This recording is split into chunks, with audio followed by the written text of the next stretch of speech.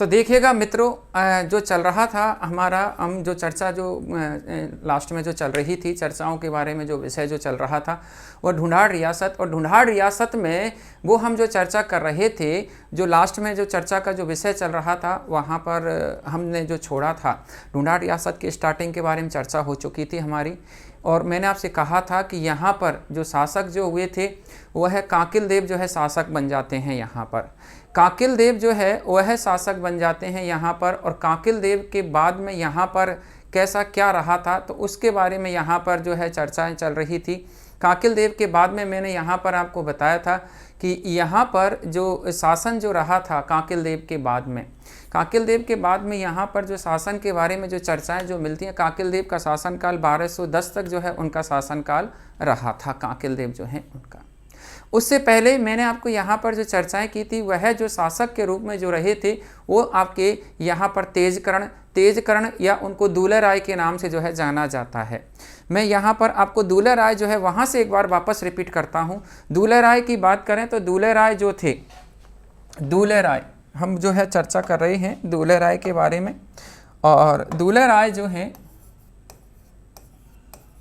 दूल्हे राय कह लीजिएगा या इनको आप तेजकर्ण कह लीजिएगा, तेजकर्ण के नाम से इनको जो है जाना जाता है। जैसा कि मैंने आपको कल बताया था कि तेजकर्ण जो है इन्होंने 1137 ईस्वी में आपके यहाँ पर जो है 1137 ईस्वी में कछवाहा वंश स्थापित कर दिया था। कछवाहा वंश यहाँ पर स्थापित कर दिया जाता है, कछवाहा वंश की स्थापना जो हो जाती है, कछवाहा वंश जो स्थापित कर दिया जाता है यहाँ पर ये दूल्हे राय या तेजकर्ण के द्वारा। ऐसा मानते हैं कि दूल्हे राय जो थे इन्होंने यहाँ पर कछवाहा वंश जो स्टार्ट किया था वह दौसा से किया था, राइट। दौसा से ये कछवाहा वंश की स्टार्टिंग करते हैं, और दौसा से कछवाहा वंश की स्टार्टिंग करके ये अपने साम्राज्य का, इधर दौसा से इधर बात करें तो इधर तो था गढ़मोरा, गढ़मोरा जो है यहाँ इनकी ससुराल थी गढ़मोरा में। तो यहाँ तो इन्होंने इधर तो साम्राज्य का विस्तार नहीं किया, इन्होंने साम्राज्य का विस्तार इधर किया था। इधर बात करें तो इधर माची जगह का नाम पड़ता है। माची जो है यहाँ, ये जो है इन्होंने मीणा थे यहाँ माची के, तो यहाँ माची के इन्होंने मीणाओं को पराजित किया था। यहाँ पर माची के मीणाओं को यहाँ पर इन्होंने पराजित किया था, माची के मीणाओं को यहाँ पर इन्होंने पराजित किया था। और माची के मीणाओं को यहाँ पर पराजित करके, माची के मीणाओं को यहाँ पर इन्होंने जो है पराजित करके और इस माची का नाम बदल करके इसका नाम कर दिया था रामगढ़। रामगढ़ ये जो है यहाँ पर नाम कर देते हैं, इस माची का यहाँ पर इन्होंने नाम चेंज किया, और नाम चेंज करके यहाँ इसका नाम जो कर दिया जाता है वह जो कर दिया जाता है यहाँ पर रामगढ़। रामगढ़ यहाँ पर इन्होंने ये जो है नाम कर दिया, और रामगढ़ नाम करके और अब क्या किया कि अपनी राजधानी जो है इसको ही बना लिया था। तो दौसा से राजधानी जो बना ली गई थी, अब रामगढ़ को जो है राजधानी बना लिया गया था। तो दौसा से राजधानी को रामगढ़ जो है ट्रांसफर कर लिया था दूल्हे राय या तेजकर्ण ने।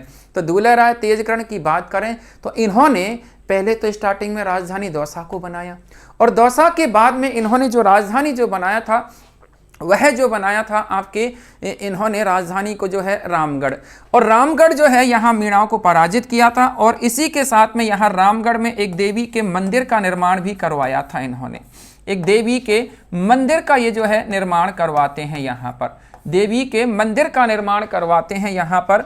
और मंदिर की बात करें तो उस मंदिर को जो कहा जाता है वो कहा जाता है जमुबाई माता।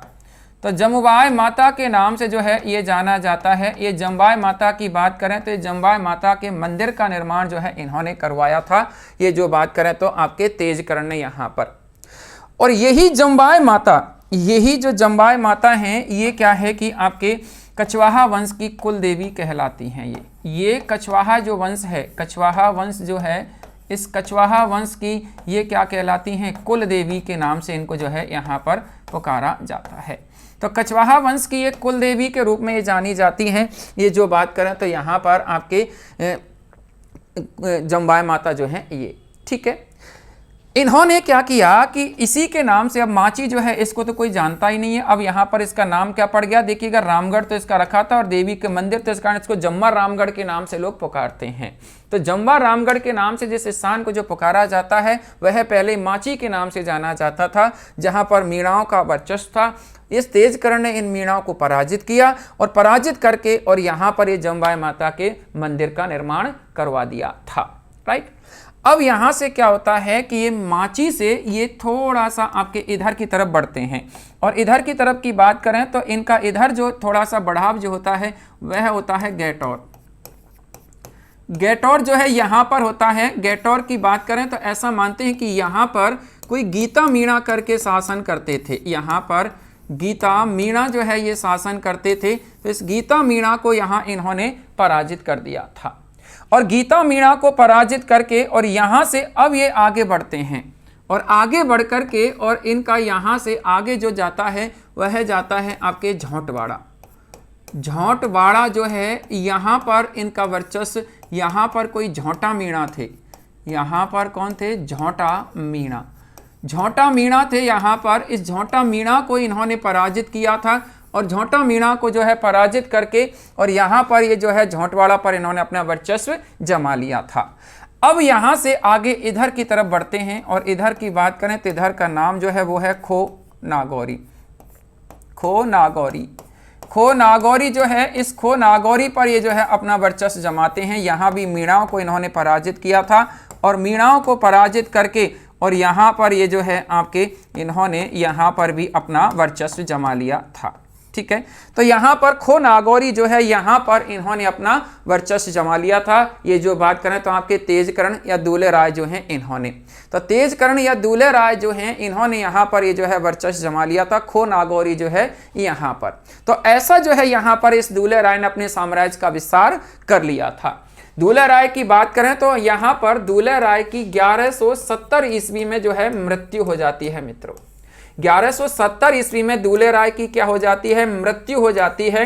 और इसकी मृत्यु जब होती है तो इनकी छतरी जो बनाई गई, इनकी छतरी जो बनाई गई है, वह जो बनाई गई है, इनकी छतरी जो बनी हुई है इस दूल्हे राय या तेजकर्ण की, वह गैटौर में बनी हुई है।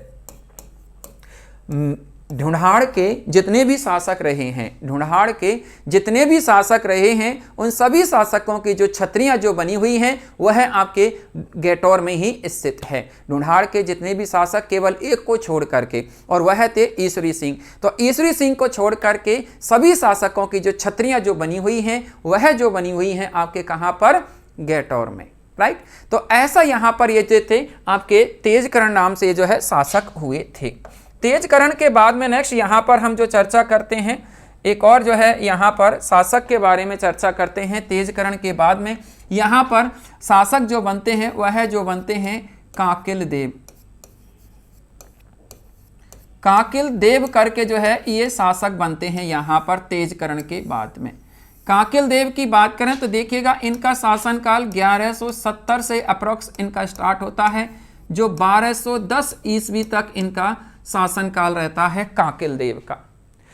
देखिएगा काकिल देव की बात करें तो काकिल देव सबसे पहली बात तो ये तेजकर्ण के वंशज थे। ये तेजकर्ण जो है, तेजकर्ण जो हैं इन तेजकर्ण के वंशज थे। ये तेजकर्ण के वंशज थे। ये जो बात करें तो आपके काकिल देव जो थे, ये इनकी बात करें तो ये तेजकर्ण के जो वंशज थे काकिल देव, इनकी जो रहा था काकिल देव का, ऐसा मानते हैं कि ये तेजकर्ण के बाद में शासक बनते हैं। 1170 में शासन संभाल लेते हैं, और यहाँ से जब इनका शासन चलता है तो ये अपने पिता के पद चिन्हों पर चलते हैं। मीन्स तेजकर्ण के ही पद चिन्हों पर चले थे। इन्होंने क्या किया कि इन्होंने आपके मेंढ, एक जगह का नाम है जो कि आपके बैराठ की तरफ पड़ता है, तो मेंढ और बैराठ ये दो स्थान हैं। यहाँ दोनों स्थानों पर यादव शासन करते थे। कौन करते थे? यादव जो है यहाँ पर शासन करते थे। मेंढ और बैराठ जो जगह हैं यहाँ पर, तो यहाँ इन यादव जो हैं इनको इन्होंने पराजित किया था। इनको इन्होंने यहाँ पर जो है पराजित कर दिया था, और पराजित करके और अपना साम्राज्य, अभी जो अलवर जो है, पहले नहीं था अलवर, अलवर तक इन्होंने अपने साम्राज्य का विस्तार कर लिया था। तो अलवर तक जो है ये अपने साम्राज्य का विस्तार कर लेते हैं। ये जो बात करें तो आपके कांकेल देव जो हैं ये, तो अलवर तक इन्होंने अपने साम्राज्य का विस्तार कर दिया था। और ऐसा मानते हैं कि इनके एक पुत्र थे कांकेल देव के, इनके एक पुत्र थे, और उस पुत्र की बात करें तो उनका जो नाम मिलता है इनके पुत्र का, वह मिलता है ए लघु राय। ए लघु राय जो है ये इनके पुत्र थे। ए लघु राय की बात करें तो इन्होंने क्या किया कि आपके जो अलवर जो है वहां पर एट प्रेजेंट टाइम में वहां पर एक दुर्ग जो है बाला दुर्ग के नाम से आप जिसको जानते हैं, तो ये बाला दुर्ग जो है, इस बाला दुर्ग का इन्होंने क्या करवा दिया था, निर्माण करवाया था इसका। तो ये बाला दुर्ग का निर्माण करवाते हैं कौन, ए लघु राय। ए लघु राय ने बाला दुर्ग का निर्माण करवा दिया था, और बाला दुर्ग का निर्माण करवा करके और यहां पर इन्होंने एक गांव भी बसा दिया था, और उस गांव की बात करें तो उसको कहा जाता है अलपुर। अलपुर करके जो है गांव बसाया था, जो इस समय खंडर हो चुका था, और इसको वर्तमान में लोग कहते हैं रावण का देहरा। इसको रावण का देहरा कहते हैं, रावण का देहरा के नाम से इसको लोग जो है पुकारते हैं। तो रावण के देहरा के नाम से इसको जाना जाता है एट प्रेजेंट टाइम में, जहां ये अलपुर करके इन्होंने ये छोटा सा एक गांव बसाया था। तो बाला दुर्ग का निर्माण कांकेल देव के पुत्र ए लघु राय ने करवाया था, जो कि इस समय अलवर का मेन जो दुर्ग रहा है बाला दुर्ग, वह जो दुर्ग है अलवर का बाला दुर्ग, वह जो है आपके यहाँ पर ये आपके ए लघु राय ने ही इसका निर्माण करवाया था। राइट, इसकी बात करें तो ऐसा मानते हैं कि इस ए लघु राय ने जब ये दुर्ग का निर्माण कराया, ए लघुपुर यहाँ ये अलपुर करके शहर बसा दिया, तो उम्मीद ये करते हैं कि इस अलपुर से आगे चल करके क्या बना है, अलवर बना है। अब यहाँ से क्या होता है कि ये जो कांकेल देव जो थे, इन्होंने क्या किया कि आपके इधर आमेर बीच में फंसा हुआ था, और आमेर में यहाँ पर मीणाओं का वर्चस्व था। तो इन्होंने आमेर के मीणा जो है इनको इन्होंने पराजित किया था, इनको इन्होंने पराजित कर दिया था, और पराजित करके और ये जो है 1207 ईस्वी में 1207 ईस्वी में आमेर पर अधिकार कर लिया था।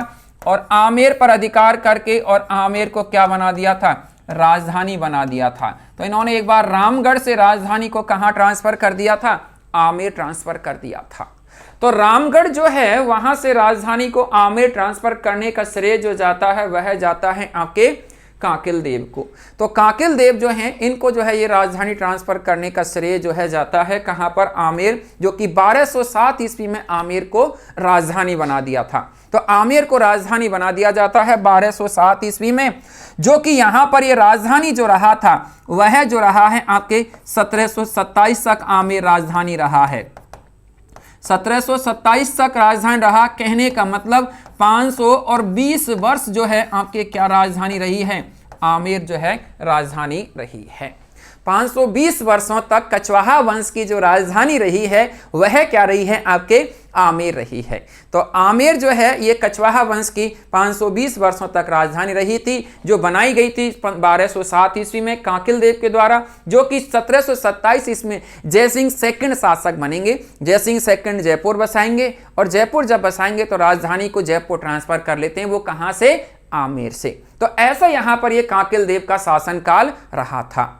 अब कांकेल देव जो रहे थे इनका शासनकाल यहां पर कुछ इस प्रकार का बड़ा ही सराहनीय रहा था, लेकिन इनके बाद में जितने भी शासक हुए थे वो कोई ज़्यादा प्रतापी नहीं हुए थे। कई छुटमुट शासकों के बारे में यहाँ पर जानकारियाँ जो है मिलती हैं, लेकिन उनकी उपलब्धियों के बारे में कोई विशेष जानकारी नहीं मिलती है। अब यहाँ कई पीढ़ियाँ गुजरने के बाद में यहाँ पर जो शासक होते हैं, इनकी कई पीढ़ियाँ गुजरने के बाद में अब यहाँ पर जो शासक जो होते हैं, कोई चंद्रसेन करके शासक मिलते हैं। यहाँ पर चंद्रसेन करके जो है ये शासक मिलते हैं। यहाँ पर चंद्रसेन के एक पुत्र थे, चंद्रसेन के एक पुत्र थे, और उस पुत्र की बात करें तो उसका नाम मिलता है पृथ्वीराज। तो पृथ्वीराज देखिएगा कई हैं, तो इनको पृथ्वीराज कछवाहा कहना ज़्यादा अच्छा रहेगा। पृथ्वीराज कछवाहा जो है इनके पुत्र थे, किनके, ये चंद्रसेन जो है इनके। चंद्रसेन जो हैं इनके जो पुत्र थे उनका जो नाम मिलता है वह जो मिलता है पृथ्वीराज कछवाहा करके जो है ये चंद्रसेन के जो है पुत्र रहे थे। इनकी बात करें तो पृथ्वीराज कछवाहा का शासनकाल जो रहता है वह जो माना गया है 1502 से लेकर के, और इनका शासनकाल जो माना गया है वह माना गया है 1527 ईस्वी तक। 1502 से लेकर के 1527 ईस्वी तक इनका जो है शासनकाल माना गया है। अब देखिएगा पृथ्वीराज कछवाहा के बारे में इनकी बात करें तो सबसे पहली बात, जब पृथ्वीराज कछवाहा यहाँ पर शासन कर रहे थे तो उस समय क्या होता है कि आपकी गलता जी जो है, जयपुर में गलता जो कि मंकी वैली के नाम से धार्मिक स्थल रहा है, ये धार्मिक स्थल है, रहा है और रहेगा। तो ये धार्मिक स्थल जो है कि यहाँ पर एक संप्रदाय की स्थापना होती है, और उस संप्रदाय की बात करें तो उसका नाम मिलता है रामानंदी संप्रदाय। रामानंदी संप्रदाय, रामानंदी संप्रदाय करके जो है यहाँ पर ये जो है संप्रदाय का यहाँ पर उल्लेख मिलता है। रामानंदी संप्रदाय जो है, इस रामानंदी संप्रदाय की स्थापना होती है साहब यहाँ पर। रामानंदी संप्रदाय की स्थापना होती है यहाँ पर। ये जो बात करें तो आपके कहाँ पर, ये आपका जो रहा है गलताजी में। तो रामानंदी संप्रदाय की स्थापना गलताजी में जो होती है वह इन्हीं के शासनकाल में होती है। गलताजी में होती है रामानंदी संप्रदाय की स्थापना।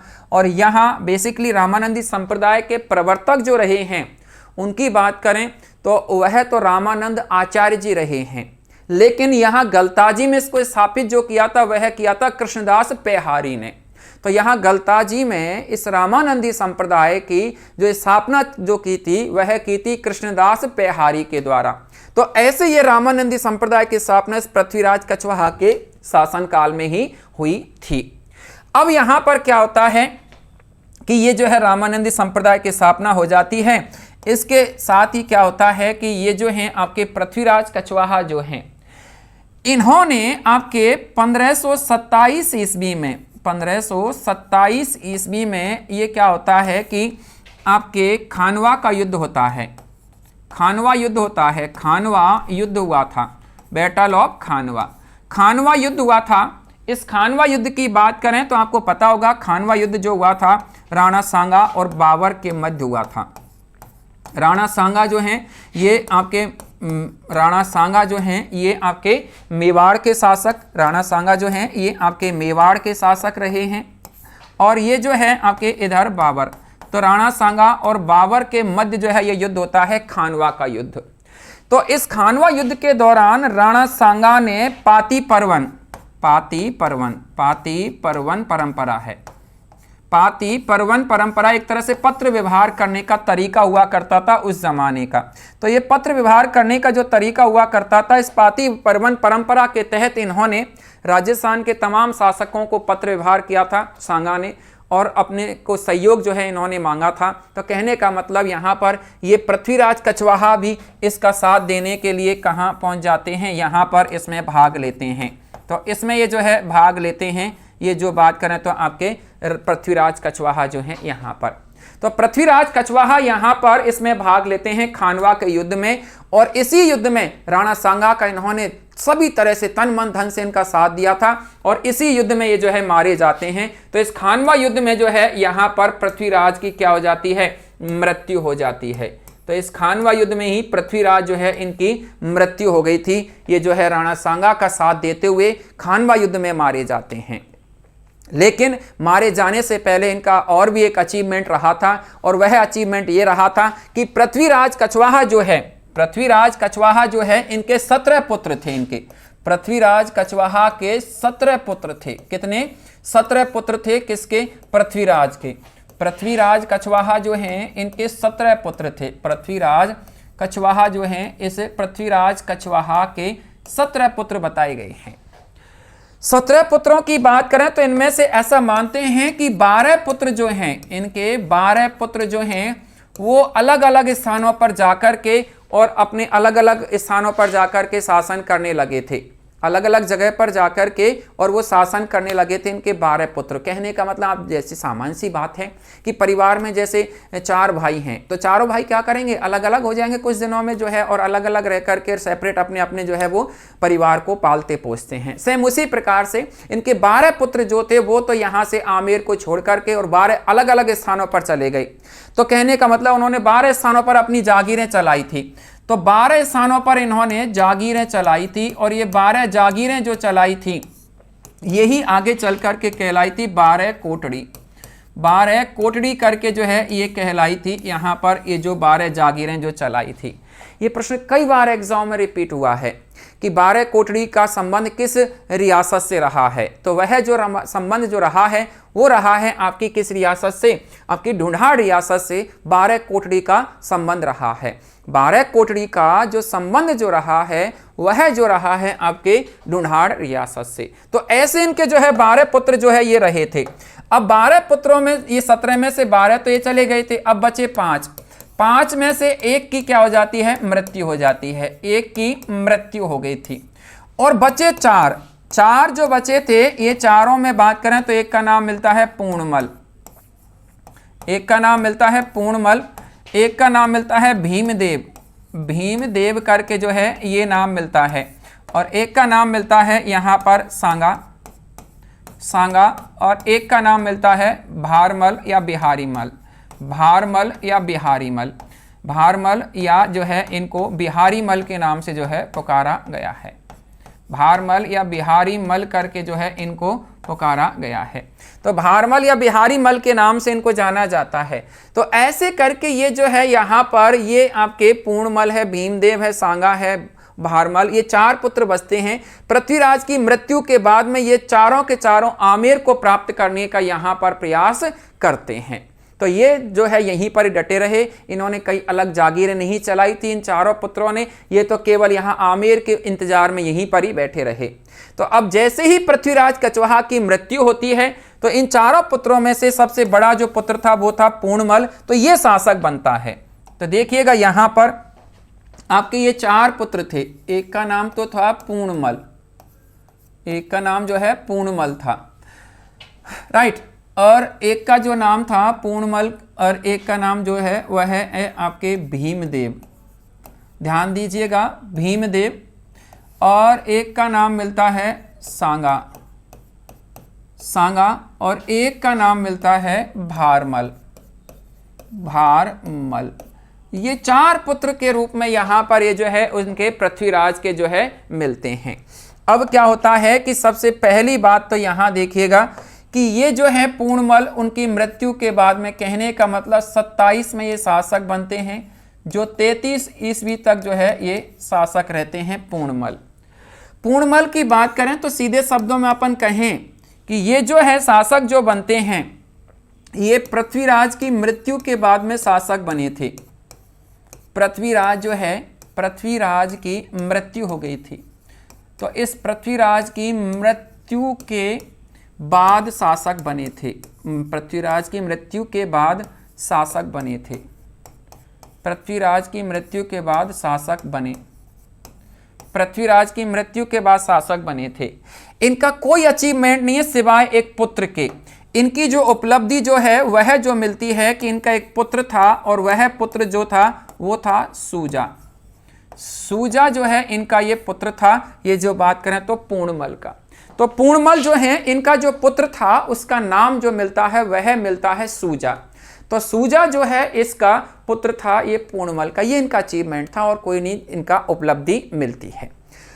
अब इधर क्या होता है कि ये जो भीमदेव जो था, भीमदेव की बात करें तो इन्होंने क्या किया कि अपने भाई पूर्णमल को पराजित करके और शासन हथिया लिया था। कहने का मतलब 1533 से लेकर के 36 तक जो है ये शासक रहते हैं। कौन? भीमदेव। भीमदेव की बात करें तो ऐसा माना जाता है कि भीमदेव जो हैं सबसे पहली बात तो ये क्या करते हैं कि पूर्णमल को पराजित करके शासक बनते हैं।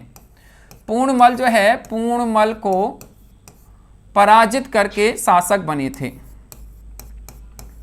पूर्णमल को पराजित कर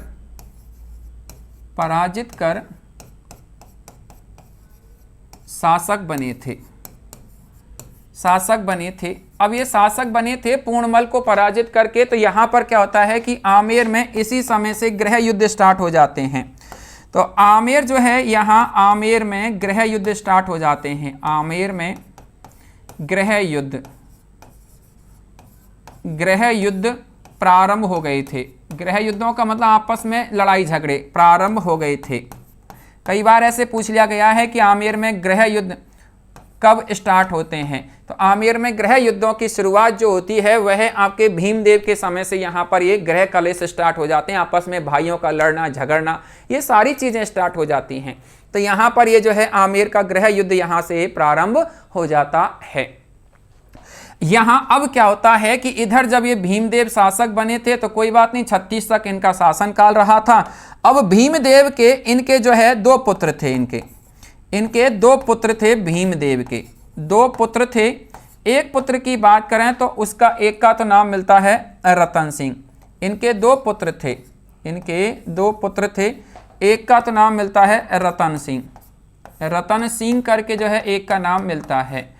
एक का इधर नाम जो मिलता है वह मिलता है आस्करण और रतन सिंह, ये 2 पुत्र थे किसके, भीमदेव के। अब नियम से तो क्या था कि भीमदेव की मृत्यु के बाद में सांगा को शासक बनना था, लेकिन भीमदेव ने अपना उत्तराधिकारी कैसे बना दिया, अपने पुत्र को बना दिया था, और वह पुत्र की बात करें तो उनका नाम मिलता है रतन सिंह। तो रतन सिंह जो है ये शासक बन जाते हैं यहाँ पर। तो रतन सिंह शासक बन गए तो अब सांगा जो है इस बात को लेकर के नाराज हो जाते हैं। तो इधर रतन सिंह जो है इनका शासनकाल जो रहता है, रतन सिंह का शासनकाल यहाँ पर जो रहा था वह आपके 1536 में ये शासक होते हैं और 46 तक जो है ये शासक रहते हैं रतन सिंह। इसी समय ये क्या होता है कि आपके सांगा जो हैं ये क्या करते हैं, ये नाराज होकर के आमेर को प्राप्त करने का प्रयास करते हैं। ये आमेर को प्राप्त करने का ये प्रयास करते हैं। तो सबसे पहले तो ये क्या करते हैं कि आमेर को प्राप्त करने के लिए इसने आपके मौजमाबाद जो है इस मौजमाबाद को इन्होंने बसा दिया था। मौजमाबाद को बसा दिया था और मौजमाबाद को बसा करके यहाँ के ये स्वतंत्र शासक बन गए। ये यहाँ के स्वतंत्र शासक बने थे यहाँ के, ठीक है, स्वतंत्र शासक बने थे यहाँ के मौजमाबाद के। और इसके बाद में इन्होंने क्या किया कि इन्होंने सांगानेर जो है, ये सांगानेर जिसे आज आप कहते हैं, इसे पहले संग्रामपुरा कहा जाता था। संग्रामपुरा जो है ये संग्रामपुरा जो है इन्होंने बसाया था।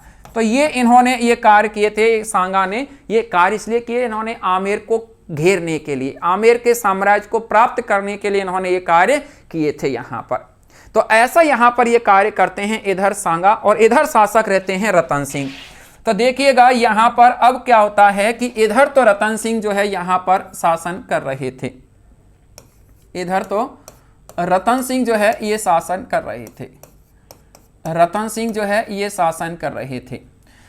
रतन सिंह का शासनकाल, मैंने आपसे कहा कि इनका शासनकाल जो चल रहा था वह चल रहा था 1536 से लेकर के 46 ईस्वी तक इनका शासनकाल चल रहा था इधर तो। और इधर इनके जो है यहाँ पर इनके ही जो भाई थे, उनकी बात करें तो उनका नाम मिलता है आस्करण इनके जो है भाई थे। आस्करण करके जो है इनके ये भाई मिलते हैं। ये जो बात करें तो आपके यहाँ पर आस्करण, तो आस्करण जो है ये इनके भाई मिलते हैं। इधर बात करें तो यहाँ पर वो सांगा थे ही, सांगा जो है ये इधर थे ही, अभी मैं जो चर्चा कर ही रहा था यहाँ पर।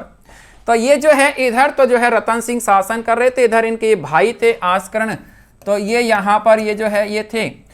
इधर सांगा जो है वो सांगानेर और मौजमाबाद जो है उन्होंने बसा लिया था, और वहां से क्या करने लगा था कि सांगानेर को वो आमेर को प्राप्त करने का प्रयास करता है। इधर ये क्या करते हैं रतन सिंह कि 1540 ईस्वी तक तो ये स्वतंत्र शासन करते हैं, और 1540 ईस्वी में ये क्या करते हैं कि ये 1540 ईस्वी में इनका जो शासनकाल जो रहा था 1540 ईस्वी में ये क्या करते हैं कि शेर शाह सूरी की अधीनता स्वीकार कर लेते हैं। शेर शाह सूरी जो है, इस शेर शाह सूरी की ये जो है अधीनता स्वीकार कर लेते हैं यहाँ पर। तो ये जो है शेर शाह सूरी की अधीनता स्वीकार कर ली जाती है यहाँ पर, ठीक है। तो शेर शाह सूरी जो है शेर शाह सूरी के अधीन हो जाते हैं। ये जो बात करें तो कौन, आपके रतन सिंह। ये इन्होंने इनकी अधीनता जो है स्वीकार कर ली थी। शेरशाह सूरी जो थे वो कौन कि हुमायूं दिल्ली में शासन कर रहे थे। तो हुमायूं को ऐसा बताते हैं कि इस शेरशाह सूरी ने पराजित करके और दिल्ली पर अधिकार कर लिया था। बिलग्राम चौसा के युद्धों के बारे में इंडियन हिस्ट्री में आपने पढ़ा होगा, तो वहां पर इसकी चर्चा मिलती है। तो हुमायूं को हटा करके और दिल्ली का शासन एक अफगानी शेरशाह सूरी ने अपने अंडर में कर लिया था। तो अब शेरशाह सूरी की क्या करते हैं, अधीनता स्वीकार कर लेते हैं रतन सिंह। क्यों? क्योंकि इधर से सांगा इनको परेशान कर रहे थे, तो इस कारण इन्होंने शेरशाह सूरी की अधीनता स्वीकार कर ली थी। अब शेरशाह सूरी का अधीनता स्वीकार करने के बाद में ये क्या होता है कि समय चलता रहता है, लेकिन शेरशाह सूरी कोई लंबे समय तक नहीं चलते हैं। 1545 ईस्वी में इसकी क्या हो जाती है, मृत्यु हो जाती है शेरशाह सूरी की। शेरशाह सूरी की मृत्यु हो जाती है ये 1545 ईस्वी में। तो अब यहां पर क्या होता है कि इधर तो इसकी जो है मृत्यु हो जाती है शेरशाह सूरी की, तो अब जो है ये सांगा इसको वापस परेशान करना प्रारंभ कर देता है। तो वापस जो है सांगा जब इसको परेशान करना प्रारंभ कर देता है, तो इनका कोई फेवर का आदमी था जो कि मौजमाबाद में रहता था, और उसका नाम जो मिलता है वह मिलता है कान्हा आढ़ा। कान्हा आढ़ा नाम का व्यक्ति था, ये कान्हा आढ़ा नाम का व्यक्ति था। इस कान्हा आढ़ा नाम के व्यक्ति ने क्या किया कि इन्होंने इनके जो है फेवर का व्यक्ति था रतन सिंह का, तो इन्होंने क्या किया कि सांगा की हत्या कर दी थी। सांगा की क्या कर दी थी, हत्या कर दी थी इन्होंने धोखे से कान्हा आढ़ा जो है। तो इधर सांगा की मृत्यु हो जाती है, तो मौजमाबाद खाली हो गया था। तो मौजमाबाद जैसे ही खाली होता है तो मौजमाबाद में जो है शासक जो बन जाते हैं, इनके बाद में मौजमाबाद जो है, मौजमाबाद जो है, इस मौजमाबाद का यहाँ पर मौजमाबाद के ये जो है शासक जो बन जाते हैं इस समय, वह जो बन गए थे भारमल। भारमल जो है ये मौजमाबाद के शासक बन जाते हैं, भारमल या बिहारी मल के नाम से जैसे जाना जाता है। तो मौजमाबाद को तो ये संभाल लेते हैं। अब ये भारमल बहुत कूटनीतिक आदमी था, और भारमल और सांगा भाई भाई थे, ऐसा मानते हैं, दोनों रियल ब्रदर थे ये। तो इसने क्या किया कि कूटनीति से काम लिया, और उसने इन दोनों भाइयों को आपस में लड़ा दिया था। आपस में इन दोनों भाइयों को, मींस रतन सिंह और आस्करण जो है, इन दोनों भाइयों को ये क्या करता है, फूट डालता है दोनों भाइयों में।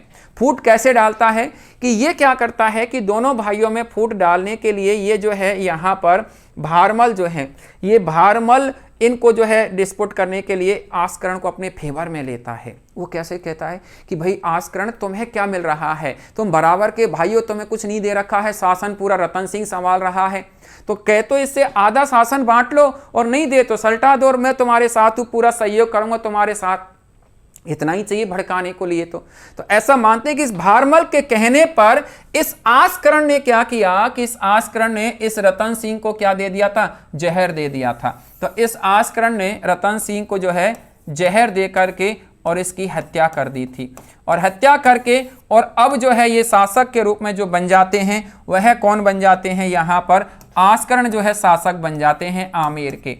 आमेर के शासक आस्करण बन गए थे। तो इनका शासनकाल 1546 से लेकर के 47 तक जो है ये आस्करण का शासनकाल रहा था। लेकिन आस्करण जो है, इस आस्करण को इसने ये जो बात करें तो भारमल ने लंबे समय तक शासन नहीं करने दिया था। आस्करण जो है इसको इन्होंने लंबे समय तक शासन नहीं करने दिया था। वो कैसे कि इन्होंने क्या किया कि ये जो है इधर भारमल जो है, जैसे ये आस्करण यहां पर शासक बनता है, तो भारमल क्या करता है कि इस आस्करण को जो है पराजित करता है, आस्करण को पराजित करता है। और इस आस्करण को पराजित करके आस्करण को जो है ये क्या कर देता है, पराजित कर देता है। और इस आस्करण को पराजित करके, और अब जो है ये आस्करण को पराजित करके आमेर का शासक कौन बन गया था, भारमल बन जाता है। तो आमेर का शासक अब भारमल बनता है। तो मित्रों देखिएगा, मैंने आपको यहाँ पर भारमल के बारे में हम नेक्स्ट अध्याय में चर्चा करेंगे। नेक्स्ट जो अध्याय होगा उसमें जो है चर्चा करेंगे भारमल के बारे में। तो मैंने आपको यहाँ पर अभी जो चर्चा किया था वो मैंने आपसे बताया था कि मैं यहाँ पर आपको एक बार इसको जो है पूरा आपके यहाँ पर रिकॉल करता हूँ। तो देखिएगा, मैंने आपसे कहा कि यहाँ पर ये जो है मैंने स्टार्टिंग जो लिया था आपको यहाँ से जो है आपके दुलेराय या तेजकर्ण से लिया था। तेजकर्ण जो है इनका जो है मैंने कैसे आपको बताया था कि यहाँ पर दौसा जो है यहाँ पर स्टार्टिंग राजधानी रही थी। इधर से इन्होंने माची पर अपना साम्राज्य विस्तार किया था, माची से साम्राज्य विस्तार करके और ये जो है आपके इधर झोंटवाड़ा गैटौर की तरफ गए थे और खो नागौरी की तरफ गए थे और 1170 में इनकी मृत्यु हो जाती है, राइट। और 1170 में मृत्यु हो जाती है तो इनकी छतरी गैटौर में बनी हुई है। इन्होंने ही तेजकर्ण ने आपके यहाँ पर रामगढ़ नाम रखा था माची का और यहाँ पर जम्बाई माता के मंदिर का निर्माण करवाया था। यहाँ से आगे क्या होता है कि काकिल देव शासक बनते हैं। काकिल देव जब शासक बनते हैं तो काकिल देव का शासनकाल जो है यहाँ से स्टार्ट होता है 1170 से 1210 के अप्रोक्स इनका शासनकाल रहता है। इन्होंने पहले तो मेंढ और बैराट के यादवों को पराजित किया था, जो एट प्रेजेंट टाइम में ये जो है बैराट जयपुर का ही पार्ट है, इधर अलवर की तरफ जो है जाते हैं। इनके ही पुत्र थे लघु राय। इन्होंने क्या किया कि बालादुर का निर्माण करवाया था और यहाँ पर अलपुर जो है ये शहर एक छोटा सा गांव बसा लिया था, जैसे अब वर्तमान में लोग बाग रावण का डेरा कहते हैं। इधर बात करते हैं तो यहाँ पर ये जो है इन्होंने आमेर के मीणाओं को भी पराजित किया था और आमेर के मीणाओं को पराजित करके इन्होंने 1207 ईस्वी में आमेर को राजधानी बना लिया था, जो कि 520 वर्षों तक ये जो है राजधानी रहा था। इनके कई पीढ़ियों के बाद में यहाँ पर चंद्रसेन शासक होते हैं। चंद्रसेन के पुत्र पृथ्वीराज कछवाहा के नाम से उल्लेख मिलता है। इनका शासनकाल 1502 से लेकर के 1527 तक इनका जो है शासनकाल मिलता है। तो यहाँ इस पृथ्वीराज कछवाहा जो हैं, इस पृथ्वीराज कछवाहा की बात करें तो पृथ्वीराज कछवाहा ने के शासनकाल में रामानंदी संप्रदाय की स्थापना हुई थी गलताजी में। मैंने आपसे कहा कि रामानंदी संप्रदाय के यहाँ गलताजी में प्रधान पीठ है। राजस्थान में कई बार ऐसे भी आता है, कल्चर वाला पोर्शन है उसमें इसमें चर्चा मिलती है रामानंदी संप्रदाय की। तो रामानंदी संप्रदाय की राजस्थान में जो प्रधान पीठ है वह जो है आपके यहाँ पर ये जो बात करें तो आपके गलताजी में है। यहाँ इन्होंने 1527 ईस्वी के खानवा युद्ध में भाग लिया था। पृथ्वीराज कछवाहा ने सांगा का साथ दिया था और इसी में जो है इनकी मृत्यु हो जाती है पृथ्वीराज कछवाहा की। तो खानवा युद्ध में ये मारे जाते हैं। यहां से आगे बात बढ़ती है तो मैंने कहा कि पृथ्वीराज कछवाहा के 17 पुत्र थे। पृथ्वीराज कछवाहा के 17 पुत्र थे, जिनमें से 12 पुत्रों ने अलग जागीरें चलाई थी, अलग अलग स्थानों पर जाकर के रहने लग गए। फॉर एग्जांपल जैसे नरूका हो गए, खंगारौत हो गई, ठीक है। तो ऐसे जो है ये आपके शेखावत हो गए, ये इन्हीं में से ही थे। ये जो है 12 जो पुत्र थे इनमें से ही। तो ये 12 कोटड़ी के नाम से यहाँ पर फेमस हुए थे आपके यहाँ। इनमें से बचे 5 में से एक की हो गई मृत्यु। उसके बाद बचे 4, एक का नाम पूर्णमल, भीमदेव, सांगा और ये जो है भारमल करके 4 पुत्रों के बारे में जो है चर्चा मिलती है।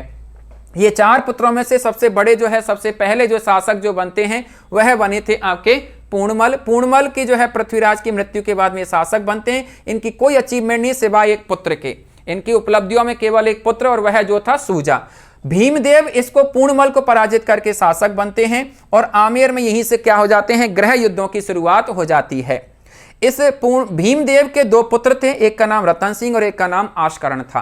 तो अब भीमदेव के बाद में रतन सिंह शासक बन जाते हैं। तो इधर सांगा क्या करते हैं कि एक तो मौजमाबाद बसा लेते हैं और यहाँ के स्वतंत्र शासक बनते हैं और इसी के साथ में संग्रामपुरा गांव बसाते हैं, जैसे एट प्रेजेंट टाइम में आप सांगानेर कहते हैं। इसके बाद में यहाँ पर क्या होता है कि इधर जो है रतन सिंह जो है, ये रतन सिंह जो है यहाँ पर ये शासन जो है 1536 से 46 तक इनका चल रहा होता है। उस समय सांगा इनको बड़ा परेशान करते हैं आमेर को प्राप्त करने के लिए। तो ये क्या करते हैं कि शेरशाह सूरी की अधीनता स्वीकार कर लेते हैं। ये जो बात करें तो रतन सिंह, तो शेरशाह सूरी की अधीनता स्वीकार करके और ये जो है आपके 1545 में शेरशाह सूरी की मृत्यु हो जाती है। तो उस समय क्या होता है कि काना आड़ा इधर सांगा की हत्या कर देता है, इनको जो है मार देता है। काना आड़ा जो है, जो ये काना आड़ा कौन था, इनके फेवर का आदमी था रतन सिंह के। तो अब इधर तो यहाँ मौजमाबाद में तो शासक कौन बन गए थे, भारमल। तो भारमल जो है बड़ा कूटनीतिक आदमी था। ये क्या करता है कि दोनों भाइयों को आपस में लड़ा देता है और दोनों भाइयों को आपस में लड़ा करके और ये क्या करता है कि इस आस्करण के द्वारा इसको क्या है कि रतन सिंह को जहर देकर के हत्या करवा देता है। तो रतन सिंह की ऐसे हत्या हो जाती है 46 में। अब 46 में शासक जो बनते हैं आस्करण, जो कि यहाँ पर ये देखिएगा 46 से 47 तक आस्करण का शासन रहा था। आस्करण कोई जो कह सकते हैं पावरफुल मैन नहीं थे या कोई इतने शक्तिशाली नहीं थे। तो भारमल ने इस आस्करण को पराजित करके और यहाँ पर ये जो है आपके आमेर पर शासन कर लिया था। और इस समय आस्करण जो है ये कहाँ चले जाते हैं, दिल्ली चले जाते हैं मुगल दरबार में। ये दिल्ली चले जाते हैं मुगल दरबार में, और ये जो है मुगल दरबार में जाकर के और वहां पर रहने लगते हैं। तो वहां से दिल्ली से आमेर को प्राप्त करने का ये प्रयास करते हैं। तो अब यहां पर शासक जो बन गए हैं वो भारमल, और भारमल के बारे में हम जो चर्चा करेंगे वह नेक्स्ट अध्याय में चर्चा करेंगे। भारमल से हम स्टार्ट करेंगे आगे का जो अध्याय, नेक्स्ट चैप्टर जो रहेगा।